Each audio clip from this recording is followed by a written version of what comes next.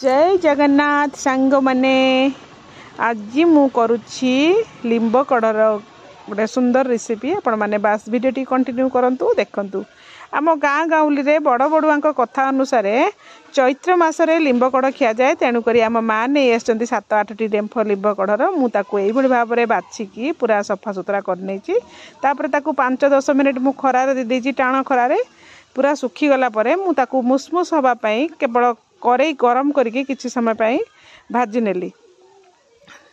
तापरे मु कड़ई रे किछि सोरिष तेल ऐड करिछि एवं गोटे बड़ बैगण ता सहित गोटे बड़ पियाज मु काटिकी रखिछि आउ गरम तेल रे मु लिंब कड़ भी मु मुसमुस करी भाजिकी रखिछि आउ एपरि भाव में मोर लिंब आमर गरम तेल रे कंचा लंका सोरिष जीरा देकी मु प्रथमे पियाज टीकू भाजी नेली।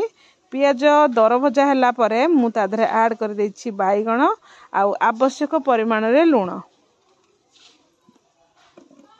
बैगण आउ पियाज भल भाव में भाजी हो गला परे मु ता धरे दे देबी सामान्य माने मोर आवश्यक परिमाण लूण दे देछि आउ तापरे मु भल भाव ताकू ढांकी नेली आउ भल भाव में बैगण टी सिझी गला परे मु 2 थर ढांकणा काढ़ी भल से लाल लाल हवा पर्यंत भाजी भाजी सारा परे मु ता धरे ऐड कर देछि आमर पूर्वरु भजा हेई रहिथिबा लिंब कढ़ को।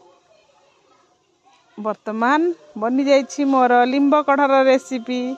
आपण माने भिडियोटी को देखंतु जदि भल लागुछि निश्चित सांग मानक सहित शेयर करंतु आउ गोटे यूनिक रेसिपी आज ए वीडियो रे मोर आज एतिकी रहउछि। जय जगन्नाथ।